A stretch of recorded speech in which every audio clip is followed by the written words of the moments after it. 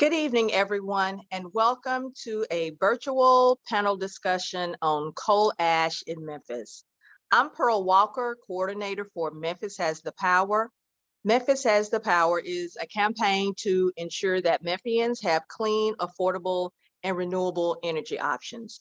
We're backstopped by SACE, that's the Southern Alliance for Clean Energy in Knoxville, Tennessee. So last year, with almost no public input or oversight, the Tennessee Valley Authority received state approval to move over 3 million cubic yards of coal ash to a landfill in southeast Memphis from the former Allen steam plant. Many residents, if not most of the residents, don't know about this issue. So we're providing this forum as an educational resource to allow public input as well as discussion. During this discussion, our panelists will give information on why this issue is important, how it's impacting the Memphis community, and how you can get involved. And so just to give you an idea of what 3 million cubic yards of coal ash amounts to, it's enough to fill 3 Empire State Buildings or. Now, since last year, these trucks have been carrying toxic coal ash from the old Allen steam plant, and they're rolling through Southwest Memphis through neighborhoods that occupy about 150,000 people. Elected officials in Memphis were caught off guard when they found out the coal ash trucks were going through predominantly Black neighborhoods as well. This too, since TVA did not make the effort to inform either elected officials or the public at large. TVA chose the South Shelby landfill with little public review, and their decision prioritized corporate needs over environmental safety and justice concerns. That's why we at the Southern Alliance for Clean Energy and our Memphis Has the Power campaign are hosting this virtual panel discussion on coal ash in Memphis. I want to welcome and thank our partners, the Protect Our Aquifer organization, Sowing Justice, and the Sierra Club Chickasaw Group. And now we're going to hear introductions from our panelists. And first, we're going to hear from Marquita Bradshaw with Sowing Justice.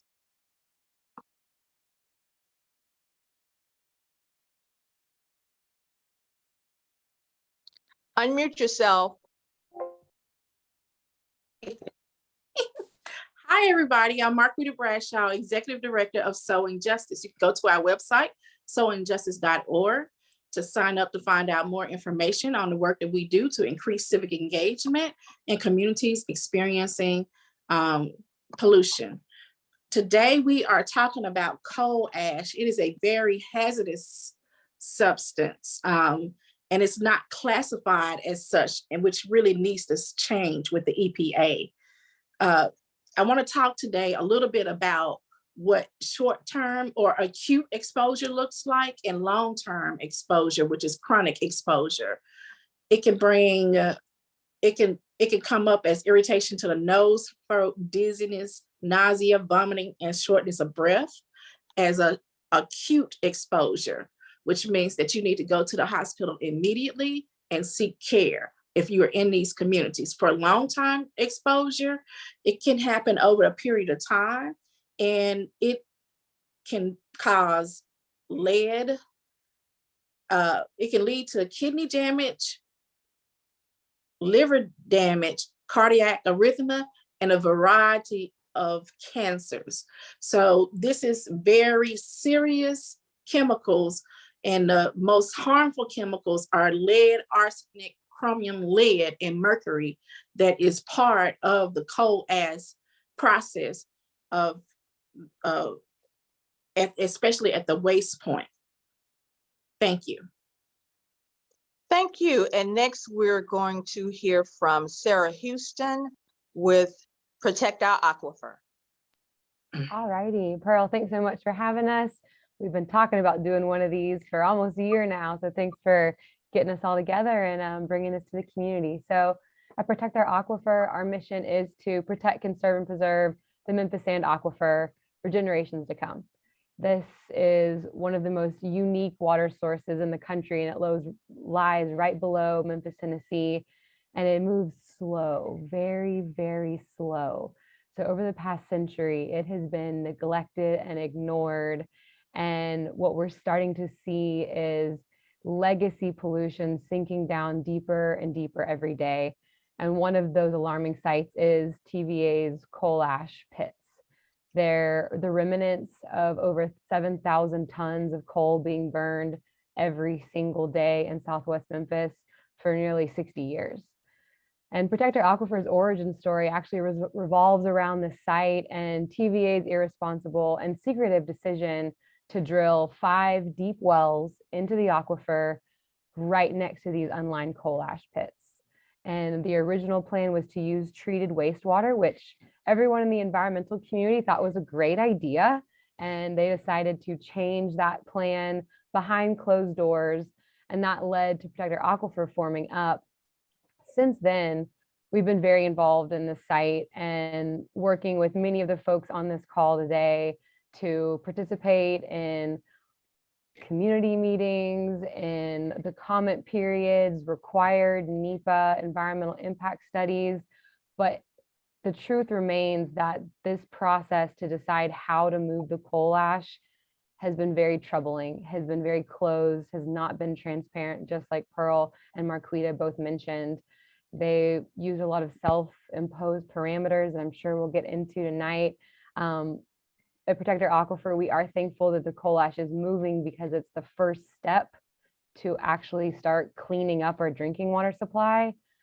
But in no way has TVA proved that the way that they chose to move it is the least impactful option to South Memphis.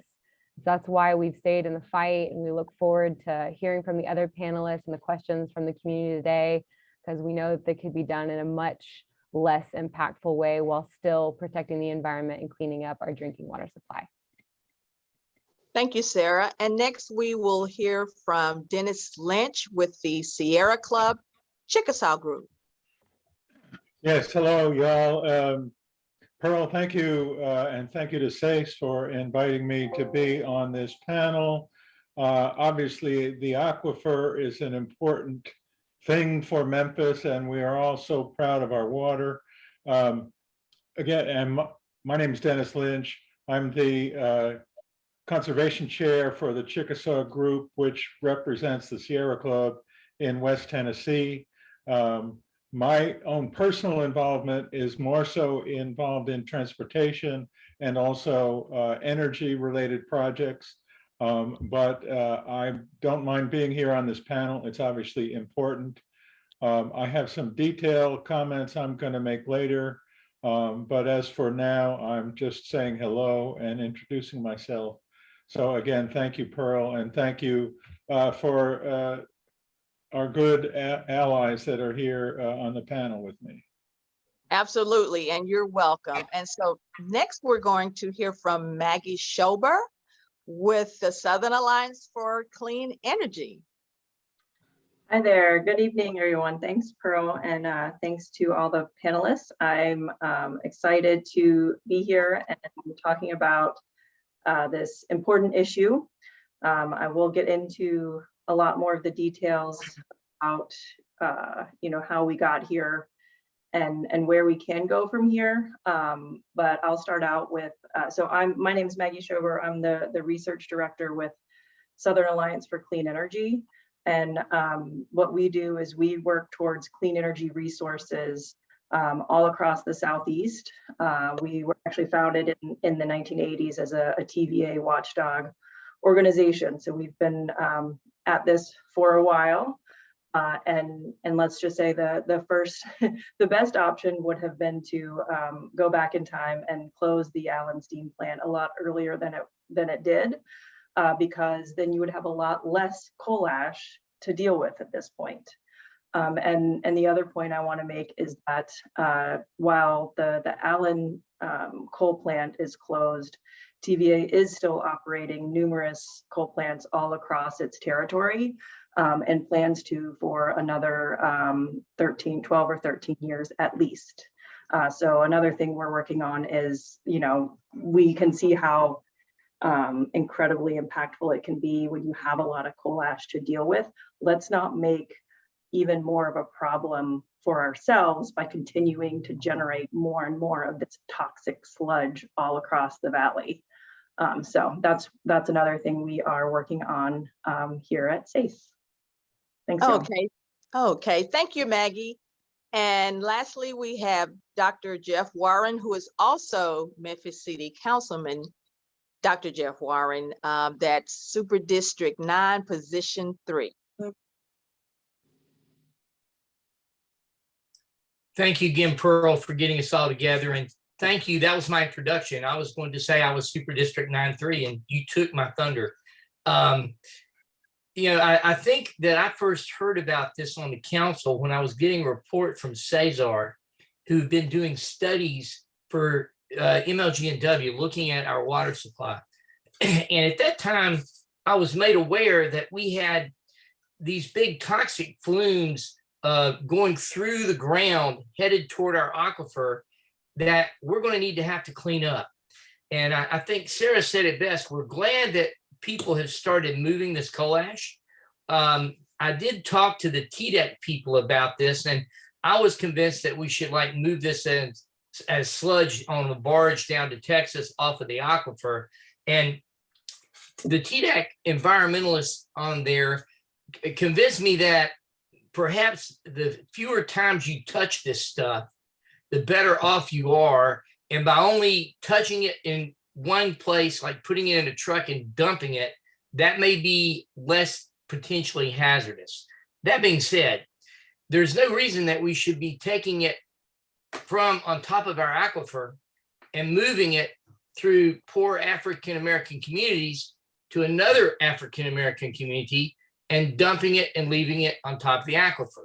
Now, admittedly, they're putting it in a lined container that's supposed to last 400 years. That's what they're telling the council. But we're still going to have the problem in 400 years. And in my mind, the people who've gotten energy from this coal plant are not just people in Memphis. They're everyone in West Tennessee that were served electricity from the Allen plant, which, TVA ran and distributed the electricity and came from MLG&W. So we need to be moving the coal ash now, because the sooner we get it all gone, the sooner we can go down in the ground and get the stuff that's headed toward the aquifer and remediate it. But we need a plan B from TVA. We want to know what they're going to do with 90% or 95% of this coal ash while they're moving the initial 5%. Evidently, it's going to take 10 years of moving like 100, 200 trucks a day of this stuff to be able to empty that before we can get to the bottom and start going after the stuff that's headed toward the aquifer. So that's one of the things that I think we need to think about as a coalition of how do we move TVA to start thinking about how they want to do that. There's a number of complicated issues in how they got to this point. It's got to do with the ownership of MLG&W and the city and the Allen plant and how TVA bought it from the city and from the Allen plant. So the city council maybe 8 or 10 years ago signed over authority for the TVA to take care of the coal ash and get rid of it. The current members of the city council were sort of taken aback when we heard about it. And particularly the fact that it was going to go from one place in South Memphis to another place in South Memphis, when we thought it would be better served being off the aquifer in general. So that's sort of my basic thought about where we as a coalition need to be moving. And I really want to hear what everyone else has to say and their thoughts about how we get there. Thank you, Pearl. Okay, and thank all of you for those great introductions and comments. And so, Jeff, since you went there, the way you broke down about the shared responsibility, because TVA, they have this somewhat of a generic response about, well, they're not the only ones responsible for this. I know that Allen Steam plant they started on it in 1956, finished it in 1959. They started leasing it from MLGW. That was MLGW who built it.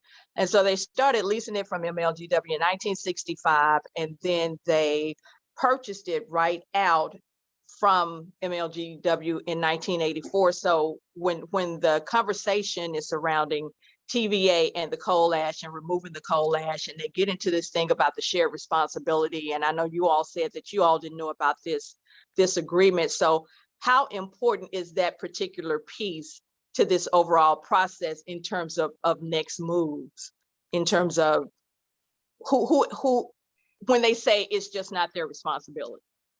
Well, I think one of the things that we've got going on right now that I think if I was in TV, I would be paying attention to is we're looking to try to understand what the best, safest, and long-term solution for energy for Memphis is.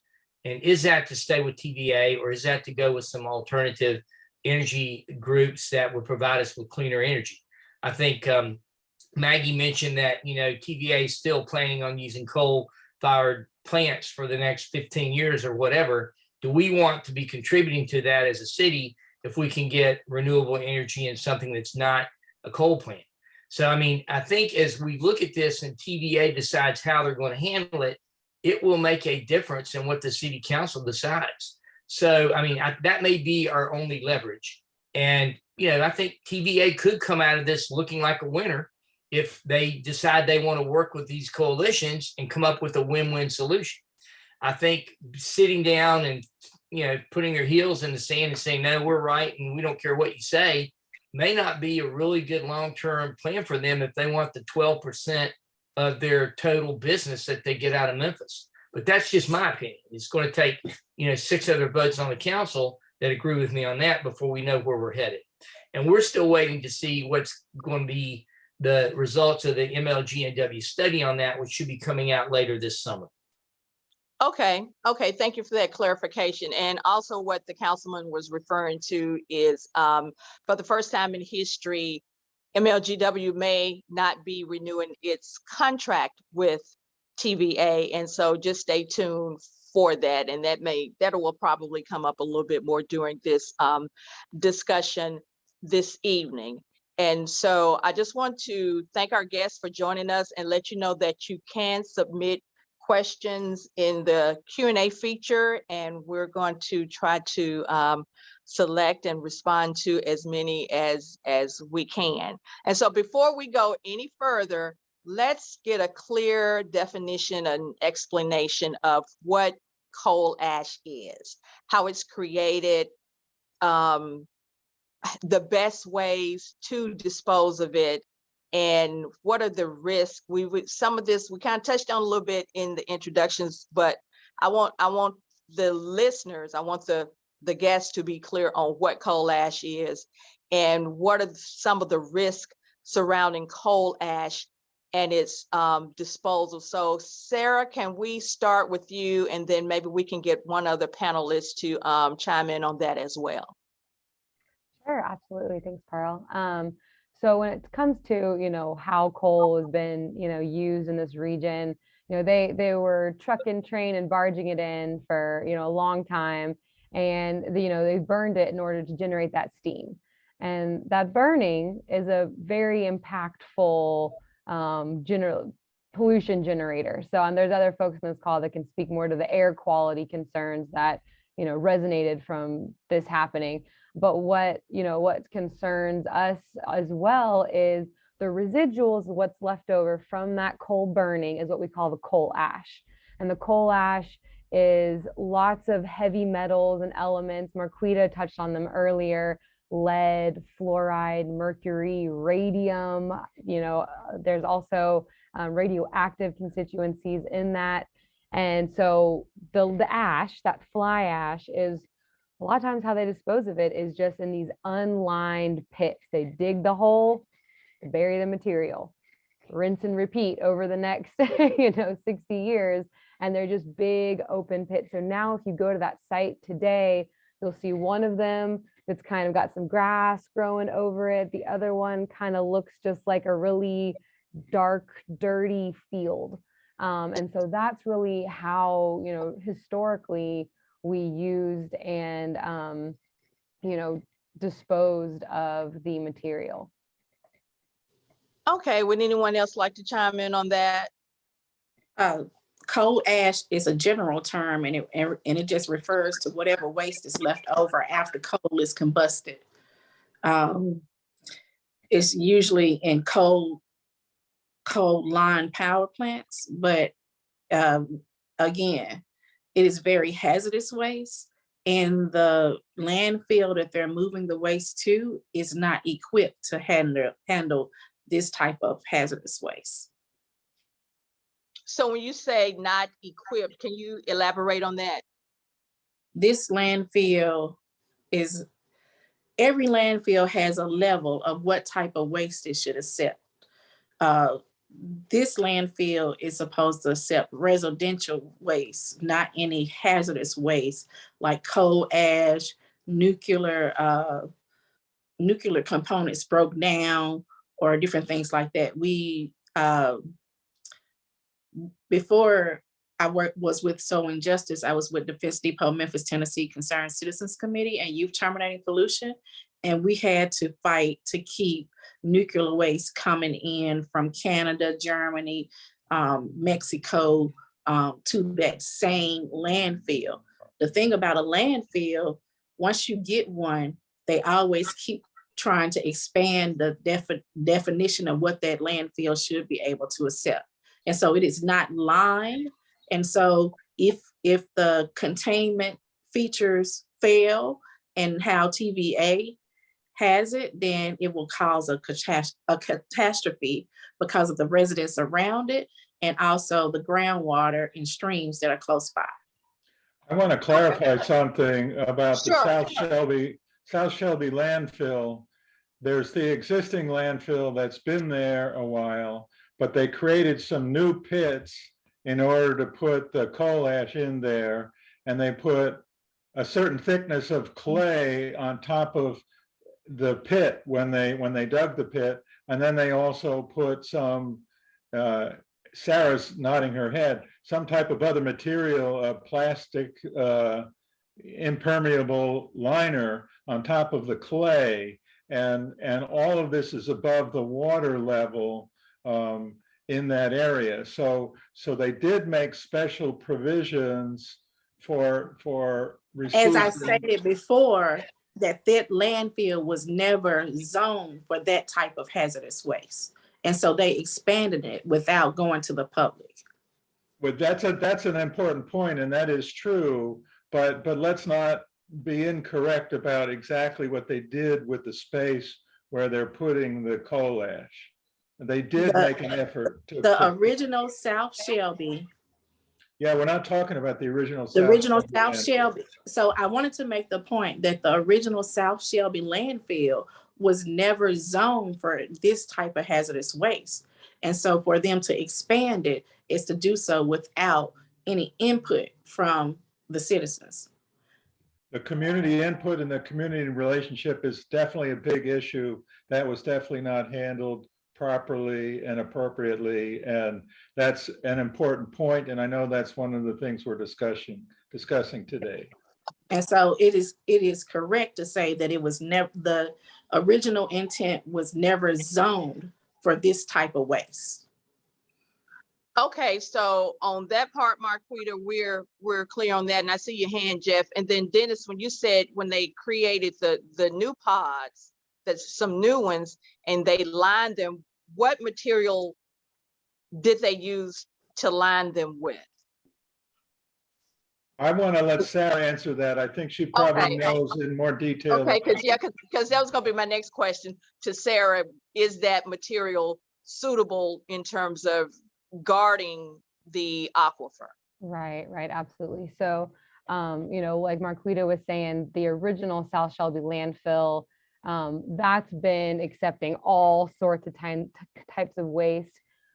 In the same area of the South Shelby landfill, there's a new landfill cell. So it's just off to the side, and that's been specifically constructed for this material. Now, the way, like Marquita was saying, the coal ash is not designated a hazardous material by EPA, which we have issue with.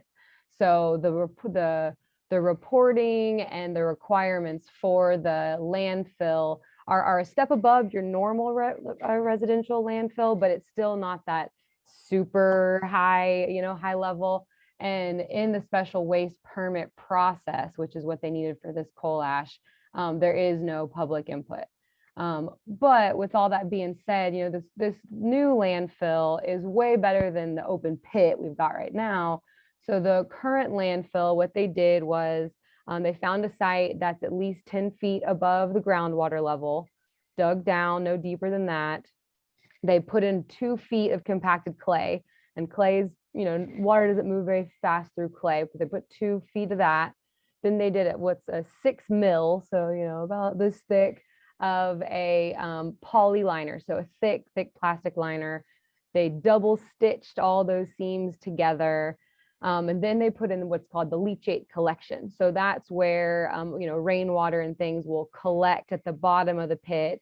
And that leachate collection is what goes to a pre-treatment. So that's what they're supposed to clean up before they discharge it into our wastewater treatment systems. And so there's, multiple barriers of protection. And that liner, that plastic liner, supposed to last 400 years. And that's what Councilman Warren was mentioning. So 400 years is, kind of when it starts to lose its integrity. But, mistakes can be made, this whole design is supposed to be really, up to snuff for earthquakes. And, there's a whole lot of shoulda, coulda, woulda, I'll say that much. And in the long run, this is still going to keep all of the toxic coal ash above our aquifer for all eternity. So is the place better than where it's at? Absolutely. Did they do some extra engineering to make sure it's protected? Absolutely. Is it a safe bet? It won't contaminate our water or our surface water at all? No, that's not a guarantee. So that's definitely, kind of where we are with that right now. Okay. Thank you for that. Councilman Warren, you had your hand up. Thank you. I did extensive looking at this when it was before they started moving this. And I was on some conference calls with the people who are in TDEC. Interestingly, everybody who's in TDEC, their last name is like river or stream, or they've got some sort of, water name. It's the craziest thing. So, they must have been drawn to try to protect our water. But they told me that this was a safe place to put it. And I believe these guys, but I believe that Marquita is right. We don't want to have this stuff here for all eternity when there's a better place we could put it. And what we really need to do is think about how do we get it out as quickly as we can, the vast majority of it someplace other than on the aquifer. And it's interesting, and Dennis, you may be able to talk about this, or maybe Maggie, or you may know Sarah or Marquita. Evidently, you can use some of this stuff and make concrete out of it and make it not toxic. So it could be a way that we can actually take this and, make, lemonade out of lemons. But, I don't know where we go with that. I just know we as a community need to think about how do we get TDA to move the vast majority of this stuff way away off the aquifer. 80 miles, 100 miles is all it's going to take. And all those communities 100 miles away from here have had electricity for like 80 years from this plant. So they're just as involved as we are, in my opinion. So that's what I'm going to try to push for on the council. And I'm hoping that I can, get you guys to say that's a good idea and back me. Okay, thank you for that. So we know that the South Landfill is closer. The other location that was being considered was Tunica. Are there other, and you say, 80 to 100 miles would just make a difference. In addition to Tunica, are there any specific areas and or directions, and Jeff or anyone can chime in on this, that would be suitable to move this coal ash to? I think if you look at a map of the Memphis Aquifer, you can see that, it's going up into Missouri and it's going all the way down into Texas and Louisiana and Mississippi. But if you go east of us, okay, that's the quickest way to get off of the aquifer.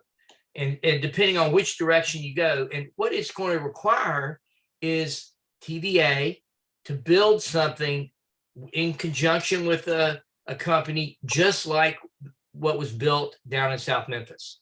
It's going to have to be the same degree of, earthquake proof construction and the same level off of the water table and the same plan on how we can keep it for 400 years. And hopefully by 400 years, we'll make concrete out of all of it or make building materials.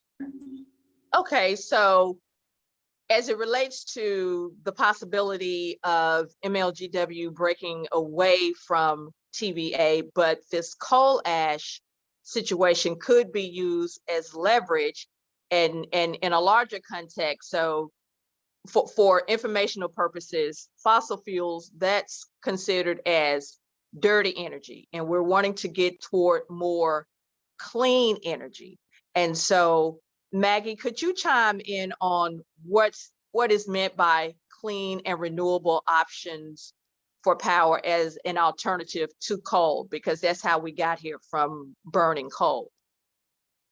Yep, absolutely, Pearl. Thank you. And this is a great discussion so far.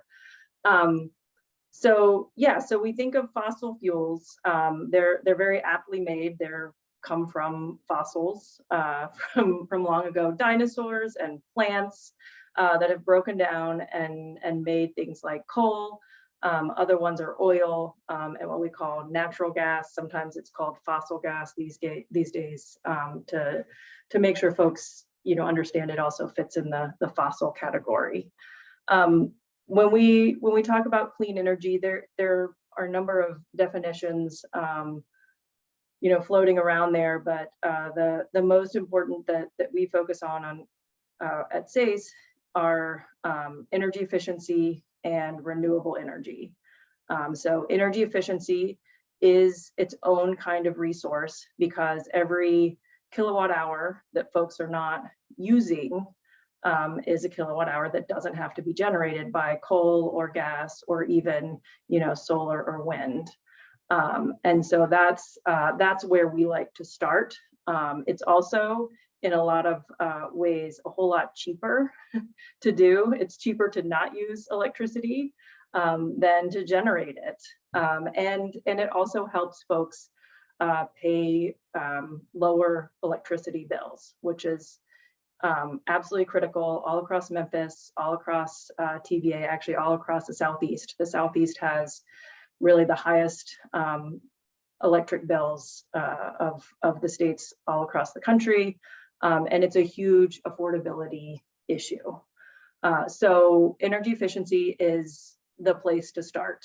And energy efficiency doesn't mean going without. It means you get the same level of service. So you get lights, you get heating and cooling and all that, but you use less electricity for that. The other clean resources we work on include renewables, solar and wind. They are, the sun is free, the wind is blowing for free. So we are, wasting resources by not building out the technologies that can capture that, so that we can make use of it. And TVA has unfortunately backtracked on a lot of these resources. Somewhere around the 2010, 2011 timeframe, TVA was, towards the front, a leader, certainly in the Southeast, on energy efficiency. And they were doing things with solar. They even built some wind farms in the Tennessee Valley. But since then, we've really seen them pull back to be one of the absolute laggards in the region on energy efficiency, on solar. They've put on like roadblock after roadblock on solar, and they're actually also probably letting their wind projects not continue.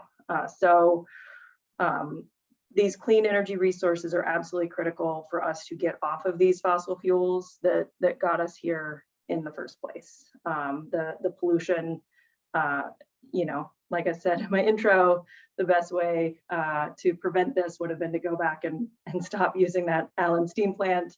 Obviously, we can't do that, so let's not make this process that much harder for ourselves in the future. Okay, great. So Dennis, can I get you to kind of piggyback on this question and answer that I asked Maggie with this? I know you presented to MLGW recently, and as it relates to renewables, you were stressing to them that it's very important that they consider a future based on renewables. Why is that important? Well, first of all, the cost of renewables continues to decline. Wind energy and solar energy is very competitive, and companies that are building products in those two areas continue to find ways to reduce the costs. Additionally, batteries and other forms of energy storage that doesn't have to be just lithium-ion batteries. There's a variety of other technologies for storing energy, in fact, that last an extended period of time, more than a day. One is pumped hydro, which is pumping water up to a pond that's up on top of a mountain, and then allowing it to flow down and through a generator to generate electricity when you need the electricity. So there's a bunch of technologies, and the costs are going down. The costs for gas and fossil-based fuels, we know, are all going up. Number one, they're going up. And number two, they're highly variable and risky in terms of trying to plan in relation to that. So if MLGW did a forward-looking plan that also considered the issues associated with climate change, they could develop and justify a plan 100% based on renewable energy. And I include energy efficiency along with solar and wind and storage, and the variety of storage technologies. They can do that, and they don't need to build any more power plants that burn fossil fuels or burn or use nuclear power. They don't need to do that anymore.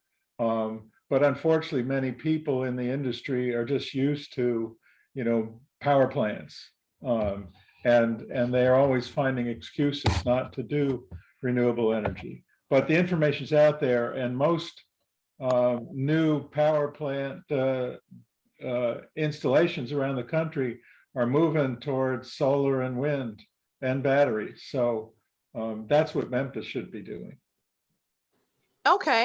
Okay, great. Thank you for that. And I'm enjoying this. I'm not just saying this, I'm learning a lot. I hope everyone is learning some new things, because I picked up a few things on some topics that I did not know. So, okay. Sarah, I'm going to come back over to you about the current status of the TVA cleaning up the groundwater pollution at the coal ash ponds. Absolutely. So the good news is that they are actively building out their pump and treat system. And so what you do traditionally in this kind of situation is you would dig down wells that go directly into the plume. So the plumes of arsenic, lead, and fluoride, and they pump up that groundwater. They treat it to, a level that the wastewater treatment plant would accept. Then they send it over to the city's wastewater treatment plant and then discharge to the Mississippi. So that facility is in the works right now of being built. In their investigation so far, TVA has only really monitored around the perimeter of the coal ash ponds. So we know for sure that arsenic is 350 times EPA's legal limit. So we know it's way high. We know that it's in the shallow aquifer, but there is a break in the clay. So there's the shallow aquifer, ideally there's a clay layer, and then there's the Memphis sand. And what we found is that there is no clay protecting the shallow pollution from the deeper aquifer.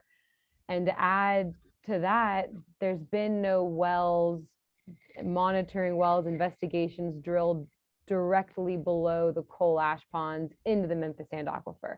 So we don't actually know if those types of contaminants have made their way down to the deeper aquifer. So we're at really the beginning phases of the remediation, and hauling this coal ash is the first step. TDEC is Tennessee Department of Environment and Conservation. TDEC is our regulatory body that's working hand in hand with TVA on the remediation plan. And from what they've told us, that is a living, breathing plan. The remedial investigation and the remedial action, this pump and treat system I just mentioned, is not a done deal set in stone. We're not going to make any changes.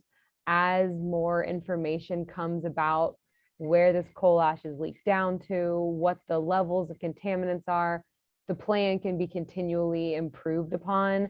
And so that's where we are, but it's still sinking down. We haven't started that yet at all. So it's sinking slowly but surely into our Memphis sand aquifer towards the Davis well field. Okay, thank you for that. So Marquita, I'm gonna bounce this back over to you. I don't know why I said bounce, but I'm gonna bounce this back over to you. And we've touched on where the coal ash is and where it's being taken to. We've touched on a little bit about some of the other places it could be. Tunica was on the table. Councilman Warren says that due east would be the best direction. But from the angle that you do this environmental work, where would you like to see the coal ash taken to? The thing about it, from an environmental justice lens, I cannot consciously say that I want it in my backyard or anybody else's backyard. The best thing is not to make coal ash at all, but we do have it, right? And so the transportation part of it is probably the most dangerous part of this process. And because it's just so many factors of increasing, because it's not like they're using electric trucks. They're still using a fossil fuel infrastructure.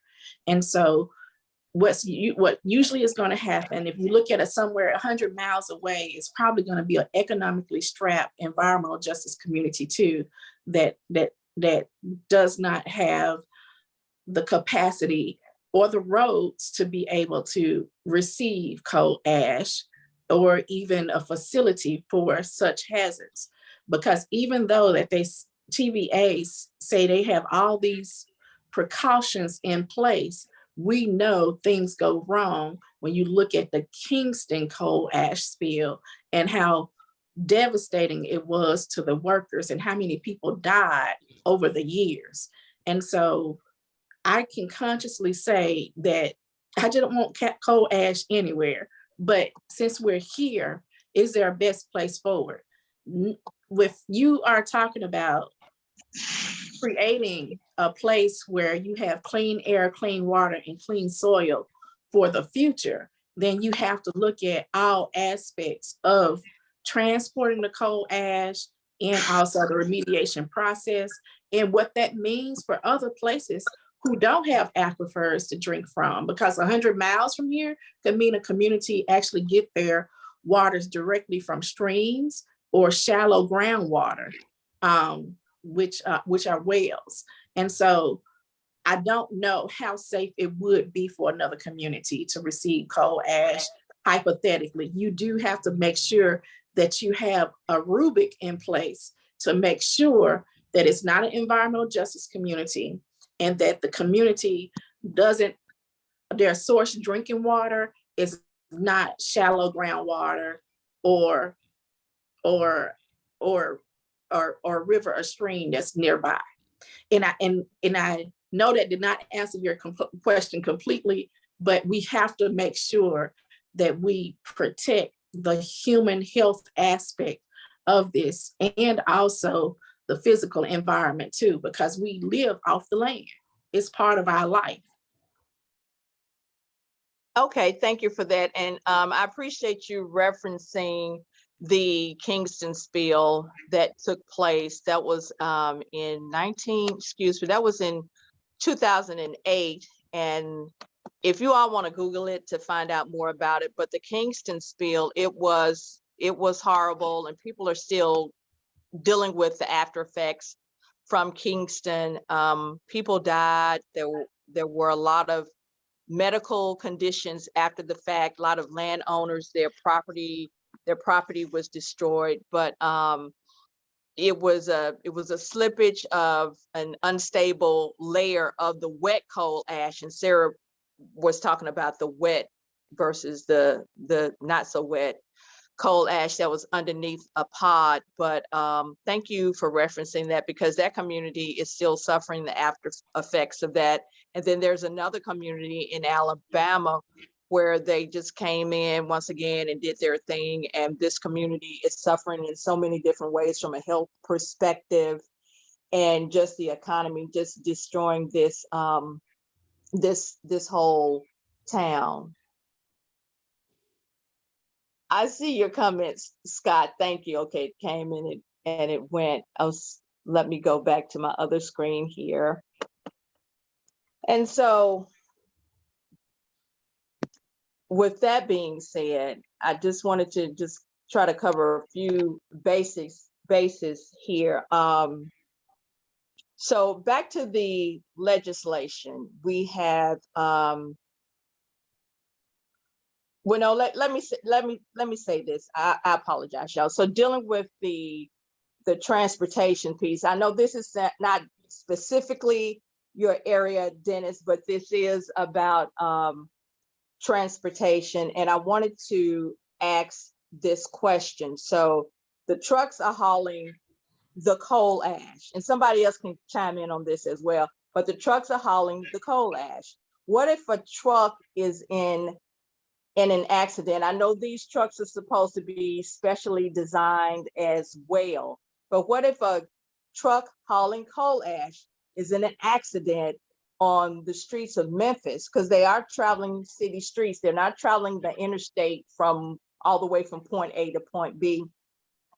Can these trucks absorb a crash? And if the truck has been compromised in any way, and we have a coal ash spill, what first responders would be called for something like that? Who's trained in the context of first responders, in the context of a car accident? Who would be called to respond to that? Yeah, you're asking me. I don't know. It's definitely a risk. It's definitely an issue. And if I could rewind just a little bit. Sure. There was an environmental impact statement done a few years ago that basically said we need to remove the coal ash, and they sort of set the process in motion for what's happening now. But they didn't do a complete study, and there's some open issues about, environmental justice communities and about transporting the coal ash and what the best destination is. They didn't look at that. They did a very generic review and said, we don't see it as being much impact, was sort of their net study. But the Southern Environmental Law Center, at the request of Southern Alliance for Clean Energy and Protect Our Aquifer and the Sierra Club and other community organizations, wrote a letter to TVA saying, we want you to do a more serious supplemental environmental impact study. And that's what's needed. We need a thorough study of the options and what the impacts will be, and not just, write it off as saying it's a minor impact. The best thing is to get the coal ash out of the Allen ponds. Yes, it's good to get it out of the Allen ponds, but we need to handle it in a way that doesn't cause new impact, whether it be crashed automobiles or flyaway dust that comes out of the trucks, or people that get sick from handling the fly ash in the Allen ponds or in the places where there's so many things, and those were not properly studied in the previous EIS, and we need to keep putting the pressure on TVA to do a proper EIS and address the environmental justice communities as well as the broader community and all the issues with trucking and the impacts, et cetera. So,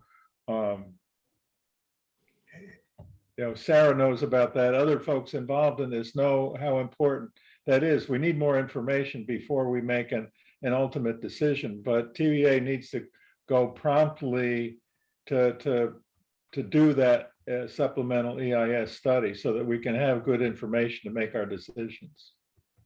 Okay, well, thank you for that. With that being said, Councilman Warren, who would be the first responders if a truck hauling coal ash has an accident? And then could you also comment on the supplemental environmental impact study? Is that something that you all can have control over in terms of introducing an ordinance or something of that nature? We've been looking at introducing an ordinance on the environmental supplemental environmental study. We're initially starting writing letters and doing a letter writing campaign directly. Us doing, and I think we will eventually get to that environmental study resolution, but it doesn't have any weight in law. So if there's some way we can get the people who are on the TVA board, and I think that I've sort of tried to allude to people that that's where we need to be pushing, is our direction needs to be to get their board to pay attention to this in such a way that they motivate the management to go ahead and do this. So we'll be, I've got my administrative assistant, research assistant, actually helping me write the letter as we speak. That's one thing, but who would come if there was an environmental catastrophe would be the Memphis Fire Department in their hazmat suits. And they would be the ones that would take control of the scene and begin immediate remediation and, damage control.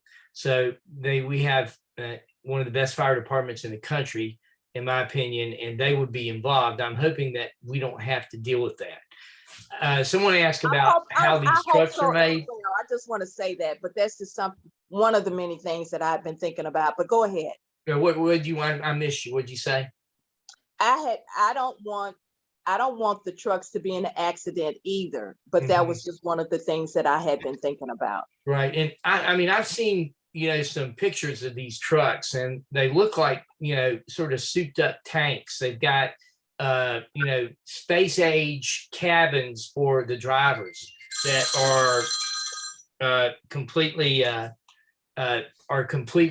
taken care of, as far as isolation from any of the breathable materials while they're there. But then they have to get out and they have to decontaminate when they get out of the thing as they're moving away.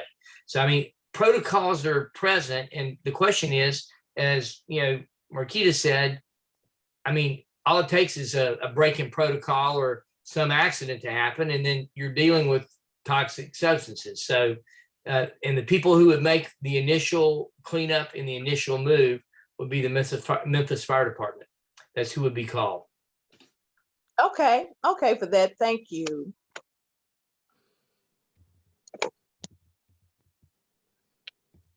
So at this time, we're going to turn it over to another one of the SACE team members, Brady Watson, and we're going to take questions from the audience. Thanks, Pearl. I just noticed a question here from Angela that's pretty relevant right now. How is, TVA mentioned what will keep the coal ash from flying off these trucks into the air, in yards of residents during transport? I don't know if, maybe Sarah. Yeah, I can at least tell you the protocols they're supposed to be following. So at Allen, when they are loading up the coal ash, it's a sealed dump truck bottom. So there's no space down here for dribbly coal ash. So it's supposed to be a sealed bottom with a side dump and a big canopy that goes over the top. So as they leave the Allen plant footprint, the trucks are rinsed, so there shouldn't be any ash, stuck around the sides. They get moving, they've got the tarp secured. At that point, there should be, again, should, could, would, should be no coal ash, dust flying around. When they get to the landfill, their specific landfill cell, there's a side dump, the canopy follows the side dump over, and then the trucks are then rinsed again on the way out. And I'll also mention on the way out and the way back in, the trucks are weighed as well to make sure there wasn't a loss. Now, with all that being said, procedures could be accidentally not followed. The tarp could start to wear down over, years of being used. So there is a potential for coal ash to fly in the air, and that's called fugitive dust. That's the official term, fugitive dust. And so there is a coal ash hotline TVA has that you can call if you see that. But there also are a lot of reporting avenues you have to really ensure that if you see it happening, it gets dealt with immediately, and so you don't have it happen again. But that's again one of these impactful risks that TVA is imposing on South Memphis by having 10 years of 240 trucks a day driving through. So in theory, there shouldn't be any ash floating around, but in practice, we'll see how it goes. Sarah, I have to say that even the movement of 240 trucks a day and interacting with a place that's a clay liner could disturb that process of containment. I also hear when hear about like the rinsing of the truck. Is that water treated like toxic substance? Is it contained to make sure it does not go off site? That's the reason why we just need more transparency, so we can have a concerted effort to pick apart all of the pieces to make sure that human health is protected, because all it takes is a little bit for havoc to be created and for people to have long-lasting effects in a community that already has environmental justice issues all around the city. Yep, that's very true. And speaking of impacts, another question from Beatrice is: are there air emissions being created? Emissions from the trucks that are driving through South Memphis, and what are the impacts of those emissions? Mm-hmm. Maybe Sarah wants to touch on that. I mean, I can just speak to what's in the environmental impact statement, and it's not a lot as far as what they list out. And they said there will be a 0.3% increase in truck traffic along Shelby Drive. So they're saying it's in, light impact, not a lot of, major concerns. But, that's one of the reasons that we are demanding this supplemental environmental impact statement, is because the true numbers have not been studied. The true air quality impacts from these trucks driving by have not been studied. And those are the numbers. Those are the things that we need. So, I don't think anybody in this call can actually answer that question. We know it's going to be more fumes in the air, more, additional combustion happening along these neighborhoods. And along with Shelby Drive being a logistical hub. Exactly. Anyway, and so you're having like more truck traffic altogether, because there's Amazon, there's FedEx, there's UPS, there are other corporations that are increasing their logistical movement of trucks depending on fossil fuel. And so here we go again to equating everything down to fossil fuel energy, whether it be inside of a truck or coal ash. Thank you all. Good points. Yeah, speaking of impacts and, health hazards, this question's from Angela. Read that coal ash sludge, was first considered not non-hazardous by TVA. So that being said, historically, has it been stored properly up to now at the former Allen steam plant, or is there going to need to be additional cleanup at the Allen site? Has there been any testing done to determine if there's any breaches in the clay layer or contaminating the aquifer? And maybe that's a question for Sarah, I would guess. So short answer, yes, there is a breach in the clay layer. So that has been tested. There's no protective barrier naturally. So it is actively polluting our drinking water. It was not stored properly, back in the day. That's just what they did. They dug a pit and they dumped the stuff in there, and we've learned better now. And so that's why this move to the landfill even got going. And then was there another question somewhere in there? Yeah, just like what is there going to need to be additional cleanup required at Allen, from the any exposure that's already happened? Right. Yes, so the cleanup is ongoing, and we expect this to be a longer than a decade process as proposed. The groundwater cleanup would extend longer than the coal ash dig and move process. So they're obviously very interconnected, but as far as the timeline and the process for those, they're separate, and the groundwater cleanup is going to take even longer than the actual coal ash move. So we're at the very beginning of a long, dirty process. Got it. Thank you, Sarah. This one is for Maggie. So if MLGW ends up deciding to break away from TVA in the future, what do you think the chances are that TVA will invest any more money into trying to find another location to move the ash and build a whole new 400-year dump site? And with that, Maggie, I thought maybe you could mention the RFP results we're expecting back soon as well. Yeah, I thought Dr. Warren covered it pretty well at the very beginning, but it's good to come back to this key question.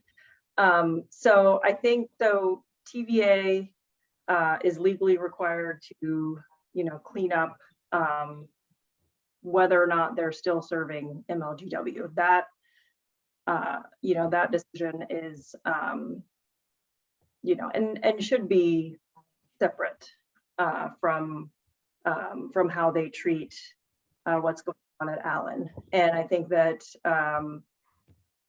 if TVA does try to hold that over the city of Memphis and Memphians, I mean, that's just going to be an even bigger mess for themselves. Just on the RFP, so MLGW did go out for an RFP for different kinds of generation and transmission.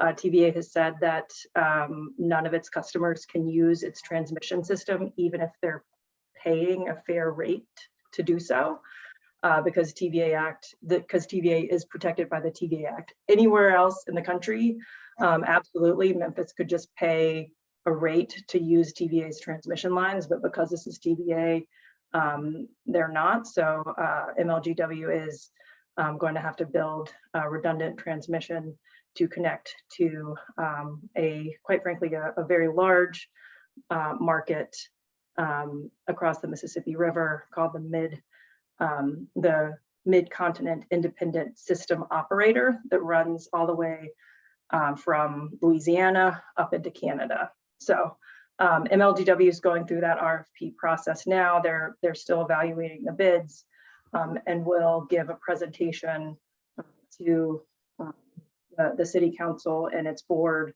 I think I heard sometime in the next couple of months, May, June timeframe. Great, thanks, Maggie. Speaking of council, I have another question here for Dr. Warren. Hopefully he's still there, but there's a question about if TVA adequately considered the barge alternative for moving the ash. And then also, what sorts of, requirements did, Hey, John, I'm still on this conference call, but I'll give you a call. oh, Right what sorts of requirements did council require TVA, or did the council conduct their own research along the proposed route, to let folks know who are going to be impacted? Any sort of monitoring devices along the route? And then, what was TDEC's responsibility in this regard? Dr. Warren, I can repeat that if you need me to, but Yeah, there are monitoring devices I know at the site, the facility that the coal ash is going to. There are actually even radiation monitors above ground that they have. I don't know exactly what the monitors along the routes are. I don't know how frequently those will occur. I think TDEC is monitoring that, and the correct place to get that specific data would be from TDEC. And I had a conversation with a lot of information that came in, and I don't remember all of it, but I do know that they're planning on monitoring some of this as it goes. The key point that I have is it all doesn't need to go in South Memphis. It needs to get off the aquifer. And the more we get off the aquifer, the bigger win that is for everybody. I've got a patient issue that I need to take care of, so I'm going to step away. Okay, so I'll call you back. I'll be right back. thanks, Dr. Warren. Thank you. All right, just got, I think, a couple more questions.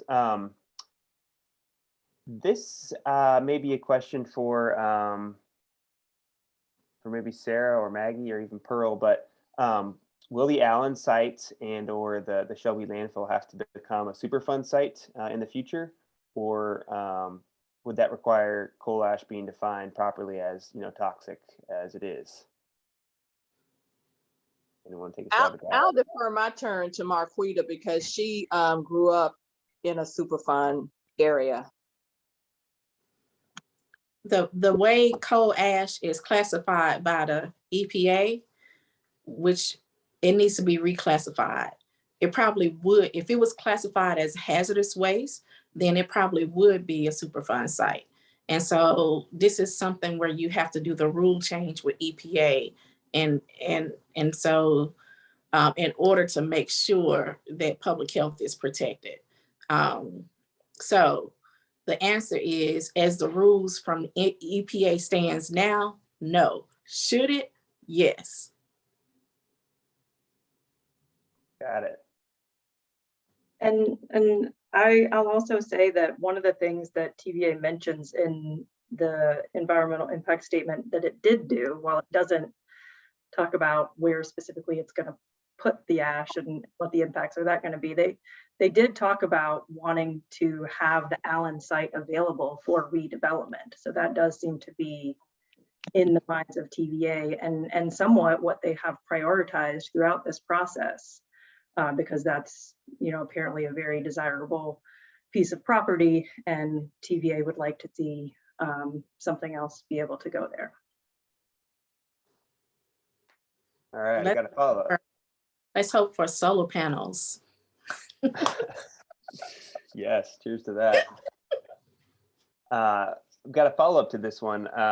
Given that historically, this goes back to, I think, the Kingston spill in 2008, TVA has understated the hazards associated with the coal ash, by forbidding workers from using PPE, personal protective equipment, and which now involves, lawsuits and over 50 deaths of cleanup workers associated with Kingston. How can we trust TVA's own environmental impact statements? And will TDEC or some other organization be validating those statements for credibility, or how does that work? I don't think they can be trusted because of how they already show up, how they operate. So right now, for the first time in history, MLGW may not be renewing their contract. And so this is a very delicate situation, a very delicate relationship with just a lot of antennas and just different things being considered. But for them to dump coal ash in our backyard while they are simultaneously wanting us to renew their contract is very disingenuous. amongst a lot of things. And so I just don't think they can be trusted.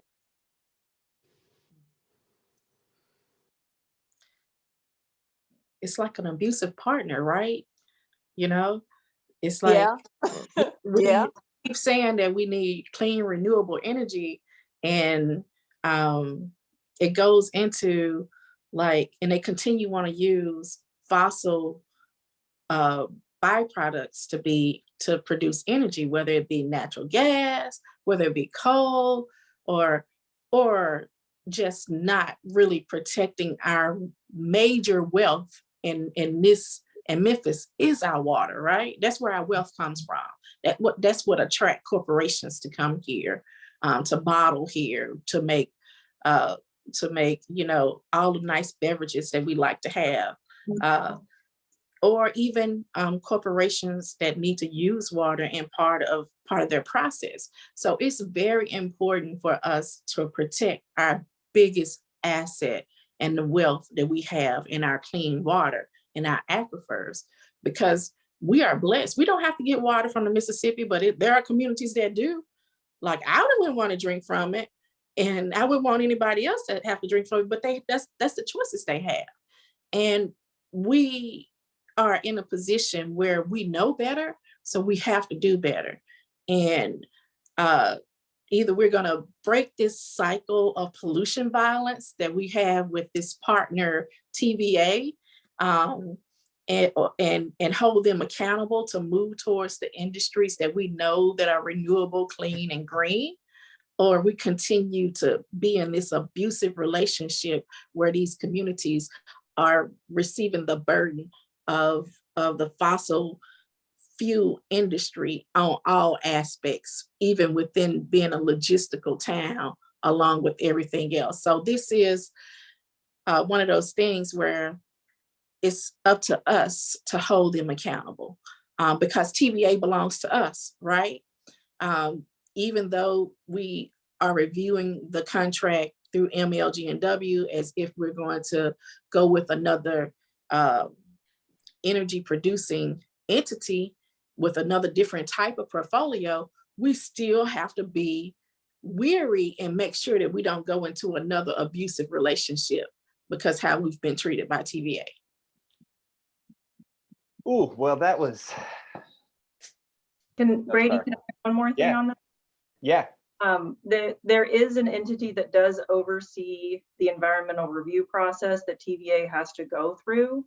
The environmental review process is called NEPA, that's NEPA, and stands for the National Environmental Protection Act. I'm pretty sure I'm getting that right.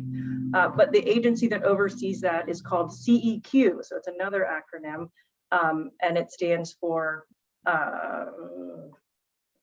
what does it stand for? Something environmental. Council? Is it council or committee? Council of Environmental Quality. Council on Environmental Equality. And so that is actually in the office of the president. So the administration and who sits in that office does matter for this issue. And if federal agencies like TVA are not doing their environmental reviews properly, that is the avenue to go through. Yep. Good to People know. power. You have to use that people power to get things done. No way around it. Yes.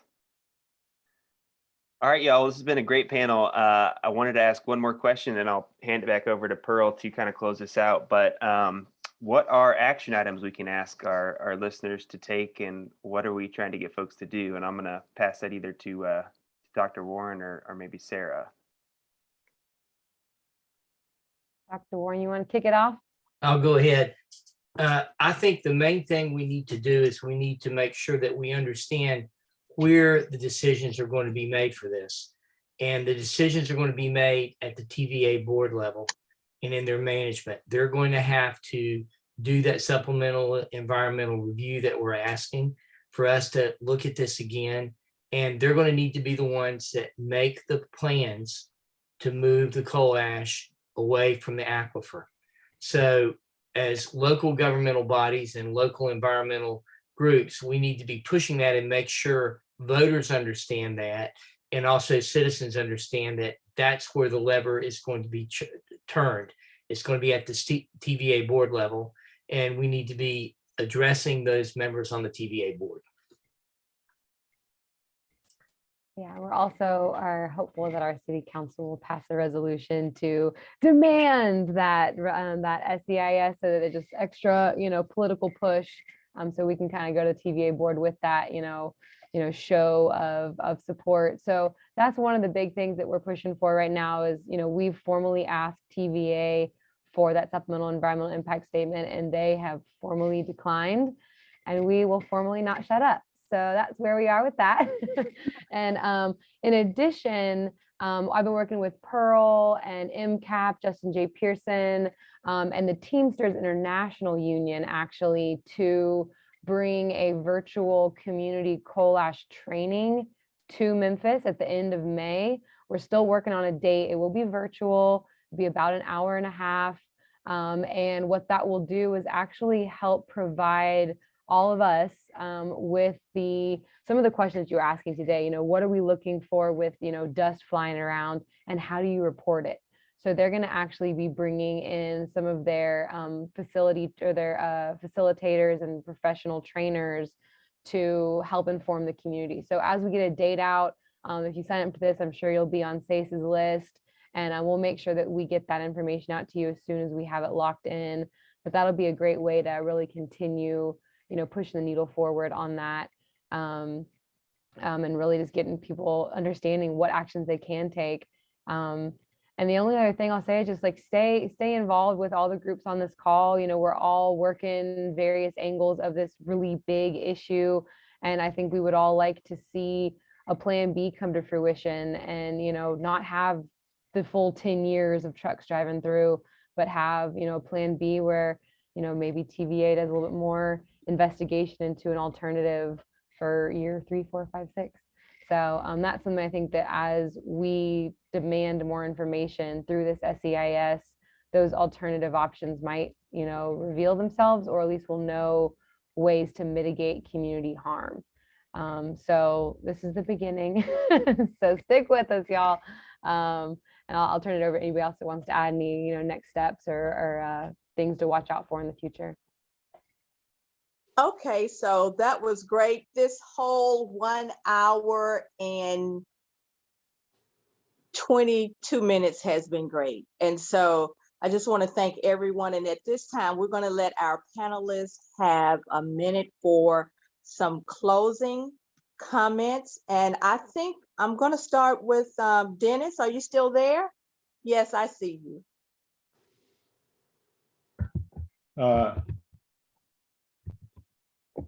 Yeah, let me just say that we support TVA's decision to remove the coal ash from the Allen coal burning power plant, but we need TVA to commit to a supplemental EIS to address specific issues associated with trucking the CCR from Allen to any other destination. We need more information, and we need to make sure we have safety and health measures applied for the workers, the trucks, and the neighborhoods that the trucks travel through. Thank you. Okay, thank you. Next, can we hear from you, Councilman Warren, just a final comment? Yes, ma'am. Sometimes when you're dealing with these complicated issues, it gets really frustrating because you don't think you're making any progress. But the way you make progress is you just keep on pushing, and you keep on questioning, and you keep on making sure that you get your voice heard. So everyone listening, please do that. And I will do my best on city council to try to make a request from the council for this. Part of what you end up doing on the council is you want what you do to work.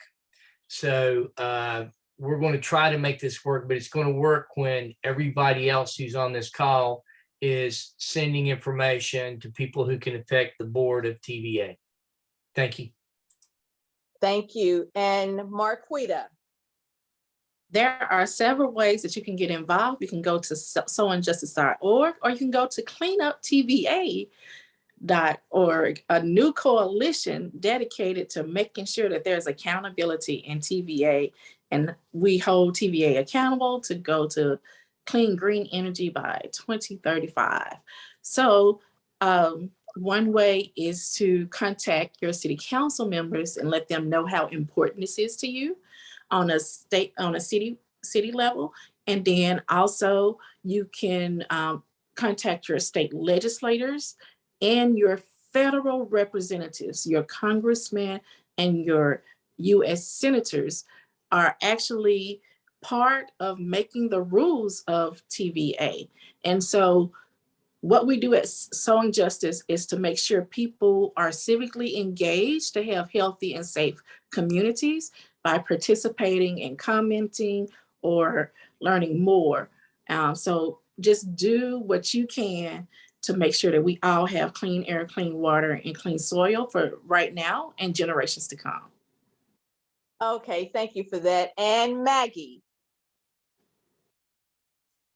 Great, thanks, Pearl. Thanks for this whole panel. I've really enjoyed this evening with all of y'all. I'm inspired by how many folks we have in the Zoom and watching on Facebook, and by the words of my fellow panelists. So I won't repeat what they've said, but I mean, we've got the information. We know where we need to, put that pressure. So let's keep at it. The coalition that the Cleanup TVA coalition is up and running. The link to that is in the chat. So please join us. The board of directors that Dr. Warren mentioned is a key point of leverage. And so let's continue outreach to the existing board. But it's also worth mentioning that there are 4 open seats right now and 2 more come up in May. So that will be 6 total seats on a 9-member board. So if this current board isn't listening, let's make sure we get some good folks on the TVA board and make the change that we want to see. Thanks, y'all. Thank you. And Sarah.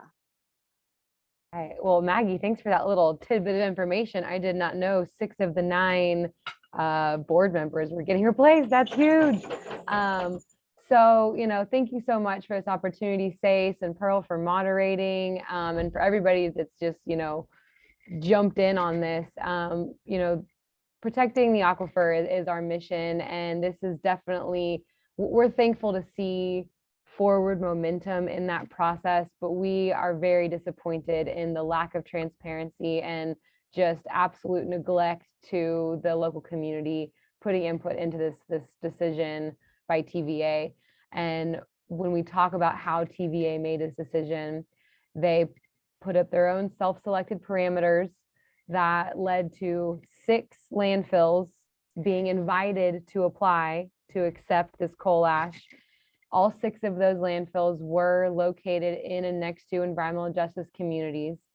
And TVA received 2 bids for this massive multi-million-dollar project. And we don't have the data to show it, but our guess is it was the cheapest option to go with Republic Services. And we think that TVA owes it to Memphis and owes it to the community to really be taking this in a very different way. We don't know what the alternatives could be, but we know that we would like that alternative to include getting the coal ash off the aquifer indefinitely. So I appreciate everybody, joining in today. This is, the beginning of a very long process, and we remain hopeful that it will be done correctly, but it's going to take public pressure in order to stay the course. So thanks everybody for joining, and I look forward to working with y'all in the future. I'm going to put our website in the chat if anybody wants to sign up for our newsletter or any of that jazz. Thank you, Sarah. And so to our registrants, if you pre-registered, you will receive a recording of this. I want to thank our panelists. Everyone did a great job. And I'm just going to say your names again: Marquita Bradshaw, Sarah Houston, Dennis Lynch, Maggie Shober, and Dr. Jeff Warren, Councilman.